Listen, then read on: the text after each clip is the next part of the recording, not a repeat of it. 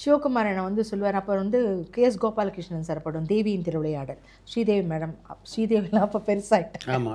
அப்புறம் சின்ன வயசில் நான் நடித்ததெல்லாம் அப்புறம் நான் கொஞ்சம் போய் ஞாபகப்படுத்தி அவங்கெல்லாம் அப்புறம் பெரிய லெவலுக்கு போயிட்டாங்க இல்லைங்களா. அப்புறம் ஞாபகப்படுத்தி இதெல்லாம் பண்ணோம், மறுபுராணி தள்ளி நம்மலாம் பண்ணோம் அப்படி தெலுங்கு படம்லாம் சொல்லி அதுக்கப்புறம் அவங்க ஞாபகம் வந்து ரொம்ப நல்ல ஆர்டிஸ்ட் அவங்க. அப்புறம் பேசி எல்லாம் பண்ணிகிட்டு இருக்கும்போது அப்போ வந்து சிவகுமார் சார் வந்து சொல்லுவார், இந்த மாதிரி தேவியின் திருவிளையாடல் வந்து ராஜேஷ் சார், இவர் சிவகுமார் சார் அந்த இதில் கற்பகம் ஸ்டுடியோவில் வேறு ஒரு ஷூட்டிங்கு. அப்போ நான் எல்லாருமே வெளியில் தான் சார் உட்காருவோம். அப்போது கேரவான்லாம் அப்போ கிடையாதுங்களே, வெளியில் அந்த இதில் கிரவுண்டில் உட்காந்துக்கிட்டு இருப்போம். அப்போ அண்ணா வந்து வேறு ஒரு ஷூட்டிங் வந்து அப்போ நான் சொன்னார், நான் என்ன பிள்ளை இங்கே வந்து உட்காந்துருக்கேன். அப்போ அதில் வந்து நான் ஒரு பனிப்பெண் கேரக்டர், அந்த காஸ்டியூம்ஸ் போட்டு உட்காந்துட்ருப்பேன். எனக்கு வந்து கேஎஸ்ஜி சாரோட படத்தில் நடிக்கணும்னு ஆசை, அவரோட டைரக்ஷனில் அவரோட அந்த தமிழ் அதில் நடிக்கணும்னு எனக்கு ஆசை. அதனால் இது பனிப்பெண் ரோல் தான்மா இருக்குது, வேறு பரவாயில்லைங்க நான் நடிக்கிறேங்க அப்படின்ட்டு போய் பேசிட்டு கற்பகம் ஸ்டுடியோக்கு போயிட்டு அந்த காஸ்டியூம்ஸ் அந்த ஹேர்ஸ்டைலாம் பண்ணிட்டு உட்காந்துட்ருக்கேன். அப்புறம் சிவா அண்ணன் வந்து வேறு ஒரு படத்துக்கு வந்திருக்காரு, உட்காந்துருக்கேன். என்கிட்ட சொன்னார், என்ன பிள்ளை இங்கே உட்காந்துட்ருக்கேன் அப்படின்னாரு. இல்லைண்ணே இந்த மாதிரி இன்னும் ஷார்ட்டு வரலண்ணே. அதானே காலையில் வந்துட்டேண்ணே, இன்னும் ஒரு ஷார்ட்டு கூட வரலண்ணே. அதானே தொலைவில் ஓங்கி ஒரு குட்டு குட்டினாரு. இது மாதிரி தான் சொல்லக்கூடாது. எப்போ அவங்க கூப்பிட்றாங்களோ, நீ என்ன டைமிங் கொடுத்துருக்க அவங்களுக்கு, 9 to 9 கொடுத்துருக்கியா, 9 to 9 கொடுத்தீங்கன்னா சைலண்ட்டாக வாயை மூடி சைலண்ட்டாக உட்காரணும். அவங்க 8:55க்கு கூட உன்னை கூப்பிட்டு வந்து உன்னோட ஷார்ட் எடுப்பாங்க. அது வரைக்கும் நீ அவங்களுக்கு என்ன சொல்கிறாங்கன்னு கேட்கணும். இல்லையே ஏன் இவ்வளோ சீக்கிரம் கூப்பிட்டாங்க, எதுக்கு என்ன, இல்லைனா என் வேலையெல்லாம் முடிச்சுட்டு வந்திருப்பேனே, எதுக்கு வந்து இங்கே காத்துக்கிட்டு இருக்கணும், என்ன சீக்கிரம் ஷார்ட் எடுக்க மாட்டேங்க, இப்படிலாம் புலம்பவே கூடாது. வந்த உடனே எப்போ வீட்டுக்கு போகிறதுன்றதை கேட்கக்கூடாது, அது அறச்சொல். வீட்டுக்கு போகிறதுக்காகவா நீ வந்து இவ்வளோ கஷ்டப்பட்டு இந்த ஃபீல்டுக்கு வர, அந்த அறச்சொல் மட்டும் அதை சொல்லவே கேட்கவே கேட்காதம்மா எப்போவும். அதே மாதிரி வேலையெல்லாம் முடிச்சுட்டு வந்திருக்கேன்னா அப்போ இது உனக்கு வேலை இல்லையா, இது உனக்கு வேலை தானே. ப்ரொடியூசர் வந்து உன்னை வந்து 9 to 9க்கு தானே சம்பளம் பேசி உன்னை கூப்பிட்றாங்க, அப்புறம் எப்படி நீ அதெல்லாம் வேலையை முடிச்சுட்டு வருவேன்னா அப்போ இவங்க கொடுக்குற சம்பளத்தில் வேறு வேலையை பார்த்துட்டு வருவியா நீ. அதனால் பேசக்கூடாது, இதெல்லாம் பண்ணக்கூடாதுன்னு சொல்லிட்டு எனக்கு டைம் பஞ்சுவாலிட்டியிலேருந்து இந்த மாதிரி பேசக்கூடாது. அதே மாதிரி ஷூட்டிங் ஸ்பாட்லாம் வந்து இப்போல்லாம் வந்த உடனே படுத்து தூங்கிடுவாங்க சார். இப்போ அந்த மாதிரிலாம் தூங்கக்கூடாது, ஏன்னா வந்து தூங்கினா தொழில் தூங்கிடும். அந்த மாதிரி எல்லாம் நிறைய விஷயம். அதே மாதிரி வீட்டிலேருந்து கால் எடுத்து காரில் வச்சின்னா உனக்கு ஷூட்டிங் ஞாபகம் தான் வரணும். அதே மாதிரி ஷூட்டிங் பேக்கப்புன்னு சொல்லி முடித்து காலை தூக்கி காரில் வச்சின்னா வீட்டு ஞாபகம் தான் வரணும். இது நடுவில் வேறு எந்த விஷயமும் வரக்கூடாதுன்னு எனக்கு இந்த மாதிரி விஷயங்கள் எல்லாம் நிறைய சொல்லி டைம் பஞ்சுவாலிட்டிலேருந்து எனக்கு சொல்லி கொடுத்தவர் சிவா அண்ணன் தான். ஸோ அதனால் அவரை நம்ம லைஃப்பில் மறக்க முடியாது. அதே மாதிரி இந்த கேரக்டர்ஸும், என்ன கேரக்டர் போடுறியோ அந்த கேரக்டருக்கு நீ அப்படியே ஒரு சீரியல் அப்படி தான் சார், ஜேகேன்னு சொல்லிட்டு அபிநயா கிரியேஷன்ஸ்னு இருந்தார் அவர், ஜேகே சார், தங்கமான ப்ரொடியூசர் சார். பேமெண்டெல்லாம் 3 மணிக்கே சார், கேஷ் தான் சார் அங்கெல்லாம், நோ செக்கு. இப்போ இந்த ஜிபே ட்ரான்ஸ்ஃபர் இப்போல்லாம் கையில் கேஷை பார்த்தே பல வருஷம் ஆகிடுச்சு சார். பேமெண்ட்டு ஜிபே இது கன்வீனியன்ஸ் கூட கையில் தர மாட்டேங்கிறாங்க சார். அதனால் வந்து அவர் 3:30 மணிக்கெல்லாம் ஒரு அங்கே கஸ்டமர் தாத்தா இருப்பார், அவர்கிட்ட கவரில் போட்டு எல்லாருக்கும் 3:30 மணிலேருந்து கொடுக்க ஆரம்பிச்சிடுவாங்க சார், கொடுத்துருவாங்க. அவருடைய சீரியல் ஒன்று நான் நடித்தேன், செல்லமணி நீ எனக்குன்னு ஒரு சீரியல். அதில் வந்து மொட்டை விக், அது கூட எப்படின்னா நான் காபரத்தை தான் டைரக்ட் பண்ணேன். காபரத்தில் சக்திவேல் சார், அப்போ வந்து காபரத் வந்து டைலாக் அதில். அப்போ சக்திவேல் சார்கிட்ட நான் சொன்னேன், சார் இதில் வந்து இந்த மாதிரி கேரக்டர் நான் மொட்டை விக் வச்சுக்கிறேனே சார் அப்படின்னு. மொட்டை விக்கெல்லாம் அக்செப்ட் பண்ணுவாங்களான்னு தெரியலையே மேடம்னு. சார் நான் இல்லை சார் நான் வாங்கிட்டு வந்துடுறேன், வைக்கிறேன், பாருங்கள், நீங்கள் எடுத்து பாருங்கள், உங்களுக்கு பிடிச்சதுன்னா ஓகே, அப்படி இல்லை ப்ரொடியூசர் சாரும் வேணான்னு சொல்லிட்டாருன்னா நான் நார்மலாகவே நம்ம எப்போவும் கொண்டை போட்டு பண்ணுற மாதிரி பண்ணிக்கலாம் சார் அப்படின்ட்டு. சரின்னு சொல்லிவிட்டு பண்ணுவேன் சார். அதில் பார்த்திங்கன்னா அந்த மொட்டை விக்கி வச்சுக்கிட்டு இவ்வளோ பெரிய குங்குமத்தை வச்சுக்கிட்டு அக்கோபா ப்ளவுஸு அந்த போட்டுக்கிட்டு எல்லாம் உட்காந்துட்டு எல்லாம் பண்ணிகிட்டு இருந்தேன். மேக்கப் கிடையாது, எல்லாம் பண்ணிகிட்டு இருந்தேன். அப்புறம் பார்த்தோன்னே பரத் சார், அப்புறம் சக்திவேல் சார், ஜேகே சார் எல்லாருக்குமே பிடிச்சி போச்சு. இதே நீ கண்டினியூ பண்ணிக்கோங்கம்மா, அந்த விக்குக்கு எவ்வளோ பணம் செலவாச்சு சொல்லுங்கள் நான் கொடுத்துட்றேன் அப்படின்னு கொடுத்துட்டு அந்த விக்கையும் கடைசியில் எனக்கு சீரியல் முடிஞ்சது அந்த விக்கையும் எனக்கே ப்ரெசென்ட் பண்ணிட்டார். ஸோ அந்த இது முடிஞ்சது. அப்போ நான் வந்து அங்கே உட்காந்துட்ருக்கேன் சார், வேறு இன்னொரு ஷார்ட் போயிட்டுருக்கு, சாய்ராமுக்கு ஏதோ ஷார்ட் போயிட்டுருக்கு. நான் வெளியில் வந்து வாசலில் கும்பகோணத்தில் தான் சார், அந்த வாசலில் படிக்கட்டில் உட்காந்துட்ருக்கேன். அங்கே மனுஷா அந்த அந்த ஊர் ஜனங்கள்லாம் என்கிட்ட பேசின்னு ஒரே கதாலஞ்சன் பசங்க எல்லாம் ஒரே ஜாலியாக பேசிட்டு உட்காந்துருக்குங்க. எனக்கு க்ளோஸ்அப் எடுக்கணும் போல் இருக்குது. வந்து ஸ்ரீலேகா மேம் கூப்பிடுங்க அப்படின்னோடனே என்னை வந்து அந்த அசிஸ்டன்ட் டைரக்டர் வந்து மேம் மேம் மேம்ங்கிறாரு. நான் கவனிச்சிட்டேன் சார், ஆனால் வாய்ஸ் கொடுக்கவே இல்லை. சைலண்டாக உட்காந்துட்டு ஆமாம் இந்த பசங்க கிட்ட நம்ம பேசிட்டு விளையாடிட்டு இருக்கு. இந்த பையன் அங்கே ஓடுறாரு, அந்த தெருவுக்கு ஓடுறாரு, இந்த தெருவுக்கு ஓடுறாரு, எதிர் வீட்டுக்கு ஓடுறாரு, எல்லாம் பண்ணுறாரு. நான் பண்ணேன். அப்புறம் வந்த உடனே நான் கூப்பிட்டேன், செந்திலிங்க வாங்க அப்படின்னு. மேம் உங்களை தான் மேம் தேடிட்டு இருக்கேன். நீங்கள் தேடுறது எனக்கு தெரிஞ்சிச்சு, நான் அங்கேயே தானேப்பா உட்காந்துருக்கேன். நான் இந்த ஊர் மக்கள் யாரோ உட்காந்துருக்காங்கன்னு நினச்சிட்டேன் மேடம். ஸோ அந்த மாதிரி அந்த கெட்டப்புக்கு அப்படியே மாறணும். ஒரு பிச்சைக்காரினா பிச்சைக்காரி மாதிரி இருக்கணும், ஒரு நல்ல ஒரு வில்லி கேரக்டரு, ஒரு கொஞ்சம் ஒரு சொஃபஸ்டிகேட்டடாக இருக்கணும், ரிச்சாக இருக்கணும்னு அதுக்கு தகுந்த மாதிரி இருக்கணும். அந்த மாதிரி எல்லாம் வந்து அவங்கெல்லாம் சொல்லி கொடுத்த அந்த பாதையில் நான் இந்த நிமிஷம் வரைக்கும் போயிட்டுருக்கிறதுனால எனக்கு அப்படியே போயிட்டுருக்கு சார். இப்போ கூட இந்த பாண்டியன் ஸ்டோர்ஸில் பண்ணிகிட்ருக்கேன். அவங்கக்கிட்ட வெத்தலை பாக்குக்கு வேண்டுவேன் சார். வெத்தலை பாக்கு கொடுங்க ஐயா, நான் போட்டுக்கிறேன். மற்ற ஆட்டு என்ன மேடம் நீங்கள், அவங்க சொல்லுவாங்க அந்த அசிஸ்டன்ட் பிள்ளைங்க, என்ன மேடம் மற்றவங்கெல்லாம் வந்து பல்லு கரையாயிடும் சொல்லிட்டு வேண்டான்வாங்க, நீங்கள் என்ன மேடம் வெத்தலை பாக்கு போட்டால் தான் ஷாட்டுக்கு வருவேன்றீங்களே அப்படின்னு. ஏப்பா இந்த கேரக்டருக்கு அதை பண்ணணும்ப்பா, அப்போ தானேப்பா எனக்கு கரெக்டாக இருக்கும். நான் வந்து ஸ்ரீலேக்காவாக இருக்கக்கூடாது, இதில் காந்திமதினா காந்திமதியாக இருக்கணும். கரெக்ட், அதை தான் பார்ப்பாங்க ஆடியன்ஸு அப்படின்ட்டு நானே வெள்ளையை தடவிப்பேன் சார், என் முடியிலேயே தடவிப்பேன். இப்போல்லாம் பார்த்தீங்கன்னா இந்த மாதிரி இங்கே பட்டையாக ஒட்டிப்பாங்க சார். இப்போ அந்த ஒட்டுறதெல்லாம் எனக்கு பிடிக்காது. அதனால் ஒயிட் எடுத்துகிட்டு வர சொல்லிட்டு நானே ஒயிட்டெல்லாம் நானே தடவிப்பேன். ஹேர் ட்ரெஸ்லேருந்து மேக்கப்லேருந்து எந்த இதுவாக இருந்தாலும், ரிச்சாக இருக்கட்டும் எதுவாக இருக்கட்டும், யாருமே வந்து பண்ணுறதில்ல சார், நானே தான் பண்ணிப்பேன். அதனால் காஸ்டியூமர்லேருந்து ஹேர் ட்ரெஸ்ஸரு மேக்கப் பண்ணாலாம் சொல்லுவாங்க, அப்பா ஸ்ரீலேகா மேடம் வந்துட்டாங்களே எங்களுக்கு வேலையே கிடையாதுப்பா அப்படின்வாங்க.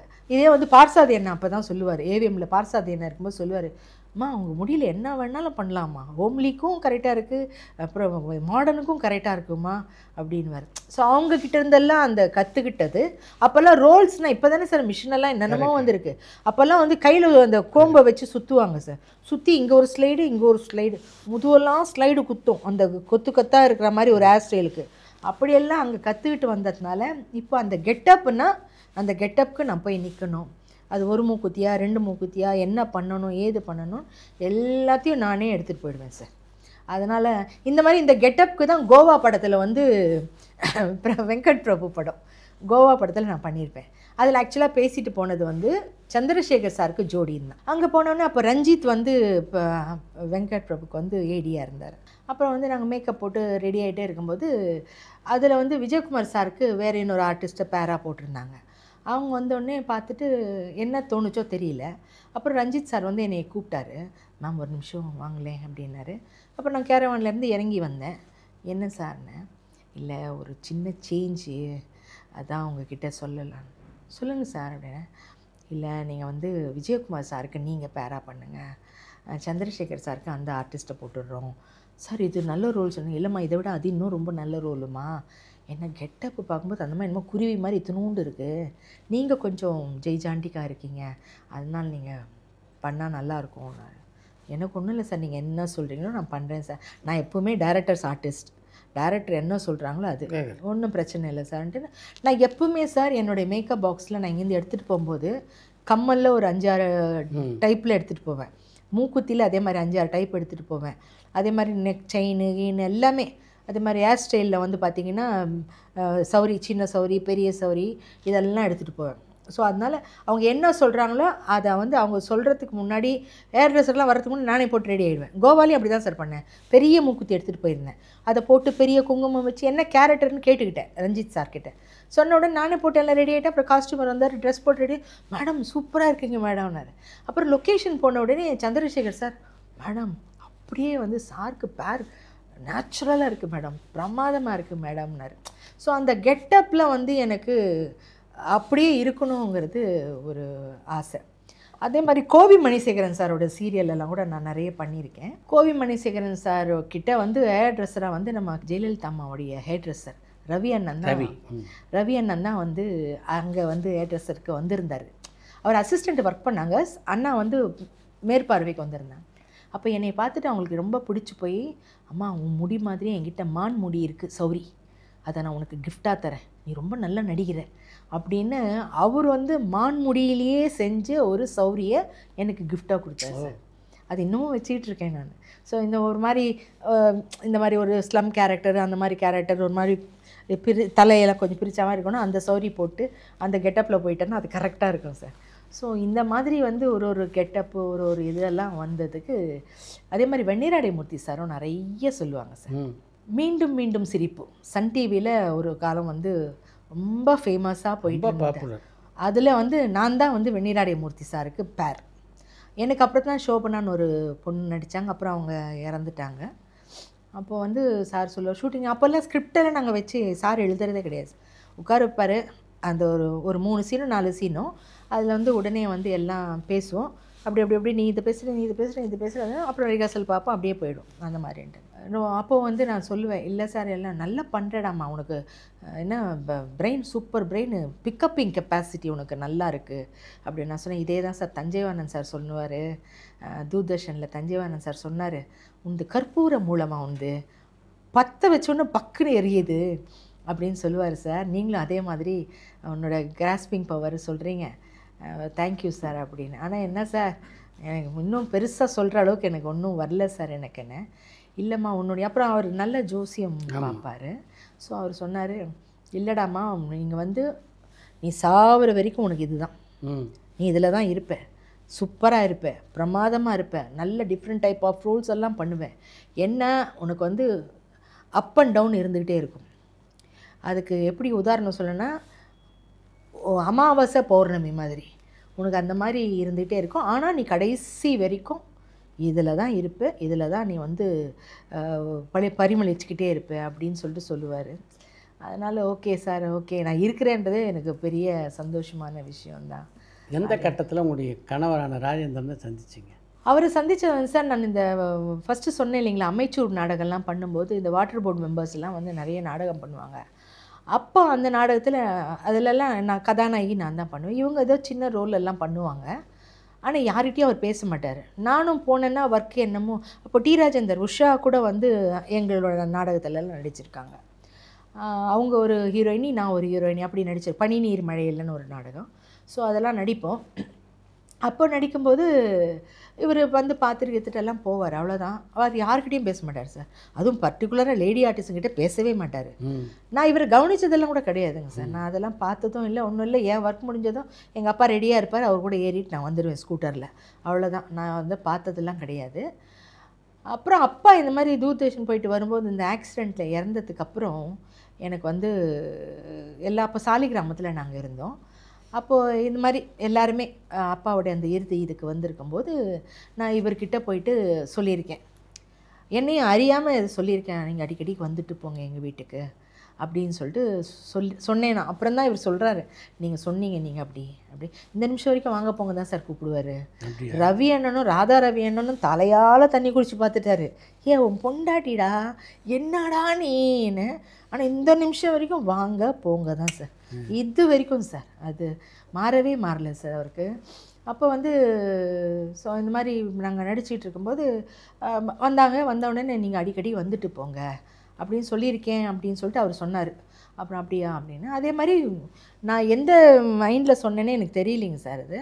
ஆனால் வாரம் ஒரு தடவை வருவார், எங்கள் வீட்டில் உட்காருவார், பேசுவார், போவார். அப்போ அப்பா வந்து ஃபினான்ஸ் கொடுத்துருக்காருன்னு சொன்னேன் இல்லைங்களா நிறைய பேருக்கு. அப்போ வந்து அதெல்லாம் வந்து அப்படியே நிறைய இடத்துல அப்படியே தங்கி வசூல் பண்ணலை. அப்போ என் தம்பி சின்னவன், என் தங்கச்சி சின்னவன், எனக்கும் அந்த கெப்பாசிட்டி, நானும் போய் ஒரு லேடி இந்த பொண்ணு கேர்ளுன்றதுனால என்னால் கேட்க முடியாது, அம்மாவும் அனுப்ப மாட்டாங்க. அதனால என்ன பண்ணாங்க, இவர் வந்த உடனே அம்மா இவரையும் வந்து ராஜா ராஜான்னு தான் கூப்பிடுவாங்க, இவரும் அம்மாவை அக்கா அக்கான்னு தான் கூப்பிடுவார். எங்கள் அம்மாவை அக்கான்னு கூப்பிட்டவங்க 2 பேர், ஒன்று விஜயம்மா, இன்னொன்று வந்து இவர். சொல்லுங்க அக்கான்னு. இல்லைப்பா இந்த மாதிரி நிறைய இடத்துல பணம் கொடுத்துட்டு போயிருக்காரு, வசூல் பண்ணணும்ப்பா, நிறைய விஷயம் இருக்குது அப்படின்னா நீங்கள் அட்ரஸ் இருந்தால் கொடுங்க, நான் பண்ணுறேன், நான் பண்ணித்தரேன். அப்போ அவருக்கு ஒர்க்கு அவ்வளோவா இல்லைங்க சார். அவர் வீட்டுக்கு அவர் ஒரே பையன். அவர் சின்ன வயசில் இருக்கும்போதே அவங்க அப்பா தவறிட்டார். ஸோ அம்மா மட்டும்தான். ஸோ அதனால் இவர் கலை மேலே இருக்கிற ஆர்வத்தில் இவருக்கு வேலையெல்லாம் வந்தது சார். அந்த பின்னி ஷாப்பில் வந்து ஆஃபீஸில் வந்து வேலைலாம் வந்தது, பின்னி கம்பெனியில். ஏன்னா அவங்க சித்தப்பாலாம் பின்னி கம்பெனியில் பெரிய ஆஃபீஸர்ஸ் ரேஞ்சில் இருந்தாங்க. அதெல்லாம் கொடுத்து எல்லாம் பண்ணுறேன்னா வேண்டவே முடியாது, நான் இதுதான் அப்படின்ட்டார். அப்போ ஒர்க்கு இல்லாமல் அவர் நம்ம வீட்டுக்கு வாரத்தில் ஒரு நாள் வருவார், போவார், அந்த மாதிரி உட்காந்து பேசிகிட்டே இருக்கும்போது அப்போ அம்மா இந்த மாதிரி சொன்ன உடனே நீங்கள் அட்ரஸ்லாம் கொடுங்கக்கா, நான் போய் கலெக்ட் பண்ணி தரேன் அப்படின்னு சொல்லிட்டு பால் மாறாமல் சார் ஒரு ஒருத்தர்கிட்ட கூட விடாமல், அது எவ்வளோ தூரமாக இருந்தாலும் இல்லை ஊராக இருந்தாலும் போயிட்டு அந்த எல்லாம் பைசாலாம் வசூல் பண்ணிட்டு வந்து கொடுத்து எல்லா எல்லா பிரச்சனையும் வந்து எங்கள் வீட்டுக்கு ஒரு பெரிய பிள்ளையாக இருந்து, எங்கள் வீட்டுக்கு ஒரு தலைமகனாக, ஒரு என்ன சொல்கிறது, குடும்பஸ்தன், இவர் தான் குடும்பஸ்தனாக இருந்து எல்லாத்தையும் செஞ்சு முடித்தார்.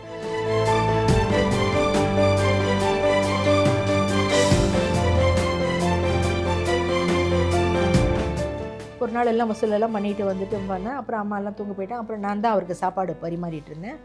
அப்போ சாப்பாடு பரிமாறும் போது சொன்னேன், இந்த மாதிரி உங்களுக்கு ஒரு விஷயம் தெரியுமாங்க அப்படின்னு. என்ன சொல்லுங்கள் அப்படின்னாரு. இல்லை, இந்த மாதிரி வீட்டில் பெரியவங்க இப்படி பேசிகிட்டு இருக்காங்க, இந்த மாதிரி உங்களை வந்து எனக்கு கல்யாணம் பண்ணுறதுக்கு. ஐயோ அப்படின்னு சாப்பிட்றதே விட்டுட்டாருங்க சார்.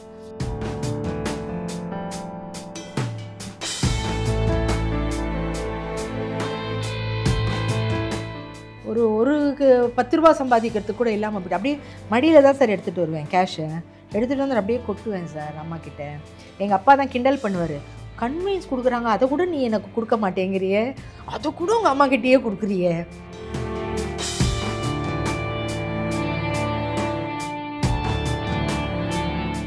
வர வர என்னாச்சுன்னா, எனக்கு வருமானம் இல்லைங்கிறதுனால வீட்டில் வந்து கொடுமைகள் அதிகமாக ஆரம்பிச்சு. கொடுமைகள், சித்திரவதைகள், பிரச்சனைகள் எல்லாம் ஆரம்பிக்க ஆரம்பிச்சுது. என்ன பேசும்போது நான் அதெல்லாம் தாங்கிக்கிட்டேன், அவரை பேசும்போது என்னால் தாங்க முடியல. அப்புறம் என்ன பண்ணிட்டு நானும் பொறுத்து பார்த்தேன் சார். அதுக்கப்புறம் வந்து வேண்டாம். ஆனால் ஃபுல் அண்ட் ஃபுல் அப்போ எனக்கு டப்பிங்கும் அவ்வளோவா இல்லை. வரும் போகும், அவ்வளோதான், பிஸியெல்லாம் கிடையாது. அப்புறம் தான் அதுக்கப்புறம் அந்த வீட்டில் இருக்கும்போதே தான் கொஞ்சம் கொஞ்சமாக டப்பிங் வர ஆரம்பிச்சிது. இவருக்கும் டப்பிங் வர ஆரம்பிச்சிது. ஆனால் இவர் என்ன பண்ணுவாருங்கன்னா, காலையில் எழுந்து கிளம்பிடுவாருங்க சார். ஏன்னா இன்னொருத்தர் வீட்டில் இருக்கிறோம், இவன் வந்து வெளியில் இது பண்ண முடியாதுன்னு சொல்லிவிட்டு இவங்க வந்து காலையில் டிஃபன், மத்தியானம் சாப்பாடு, நைட் டின்னர் எல்லாமே அவங்க தான் கொடுத்தாங்க.